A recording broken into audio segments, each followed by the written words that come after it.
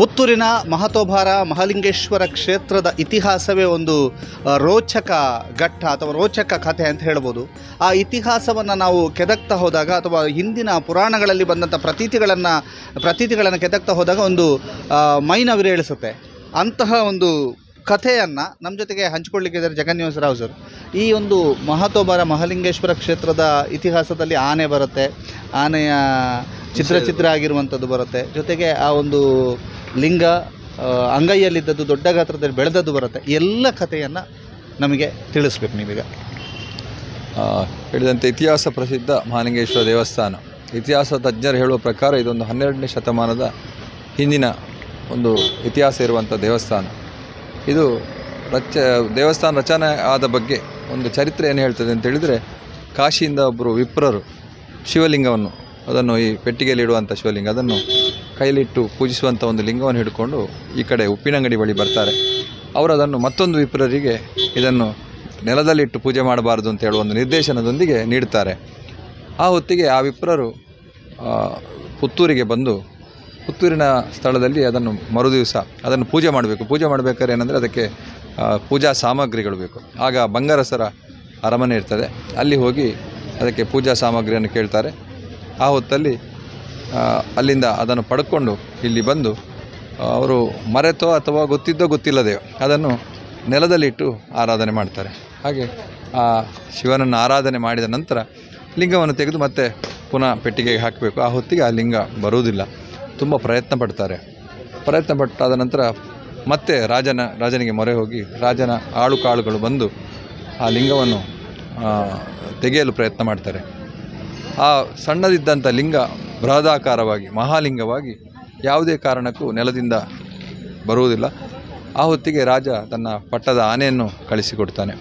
ಹಾಗೆ ಲಿಂಗಕ್ಕೆ ಕಬ್ಬಿಣದ ಸರಪಳಿಯನ್ನು ಬಿಗಿದು ಆನೆ ಮೂಲಕ ಪ್ರಯತ್ನ ಮಾಡಲಾಗ್ತದೆ.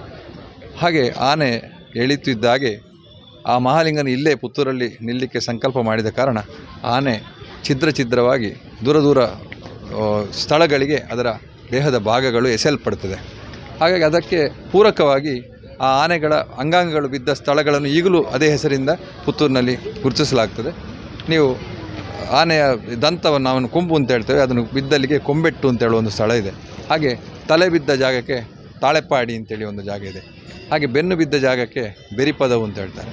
ಕೈ ಬಿದ್ದ ಜಾಗಕ್ಕೆ ಕೈಪಳ ಅಂತೇಳಿ, ಕಾಲು ಬಿದ್ದ ಜಾಗದಲ್ಲಿ ತುಳುವಲ್ಲಿ ಕಾರ್ ಅಂತೇಳಿ ಕಾರ್ಜಾಲು ಅಂತೇಳಿ, ಹಾಗೆ ಬಾಲ ಬಿದ್ದ ಸ್ಥಳಕ್ಕೆ ಬೀದಿ ಮಜಲು ಅಂತ ಹೇಳಿ, ಮತ್ತು ಆನೆಯ ಇಡೀ ಶರೀರವೇ ಉಳಿದ ಭಾಗ ಅಲ್ಲಿಗೆ ಎಸೆಯಲ್ಪಟ್ಟಿತು ಅಂತ ಹೇಳುವ ಜಾಗಕ್ಕೆ ಆನೆ ಮಜಲು ಅಂತ ಹೇಳ್ತಾರೆ.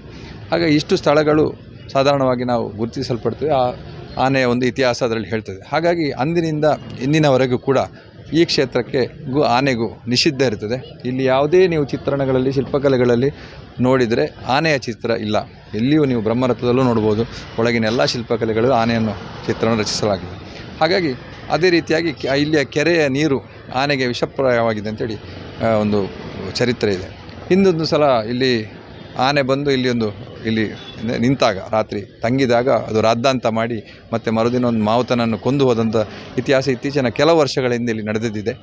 ಹಾಗೆ ಮೊದಲೇ ಹೇಳ್ತಾಯಿದ್ರು, ಒಂದು ಸರ್ಕಸ್ ಕಂಪೆನಿಯ ಒಂದು ಆನೆ ಬಂದು ಅದರ ಕೆರೆಯ ನೀರನ್ನು ಕುಡಿದು ಸತ್ತು ಹೋಯಿತು ಅಂತೇಳಿ ಒಂದು ಕತೆ ಹೇಳ್ತಾರೆ.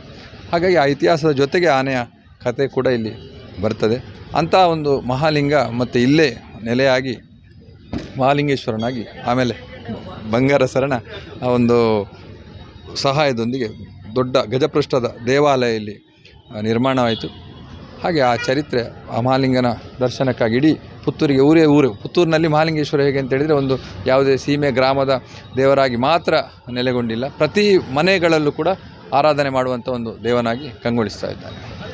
ಇದು ಇವರು ಹೇಳಿದಂಥ ಇತಿಹಾಸ, ಆ ಪುರಾಣದ ಪ್ರತೀತಿ, ಬಹಳ ವಿಶೇಷವಾದಂತಹ ಪುರಾಣದ ಕಥೆಯನ್ನು ನಮ್ಮ ಜೊತೆಗೆ ಹಂಚಿಕೊಂಡಿದ್ರು. ನಿಮಗೆ ವಿಶೇಷವಾದಂಥ ಧನ್ಯವಾದಗಳು ಅಂತ ಹೇಳ್ತಾ, ಇದು ಮಹಾಲಿಂಗೇಶ್ವರನ ಜಾತ್ರಾ ವಿಶೇಷ ವರದಿ.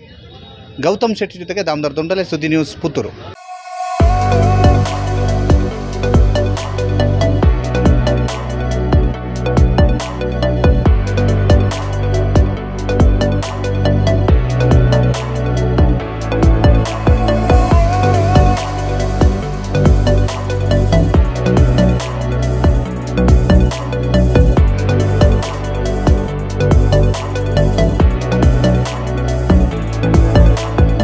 Navratna Electrical and Plumbing, wholesale dealers in electricals, plumbing, hardware, home appliances, sanitary, LED lights and electronics.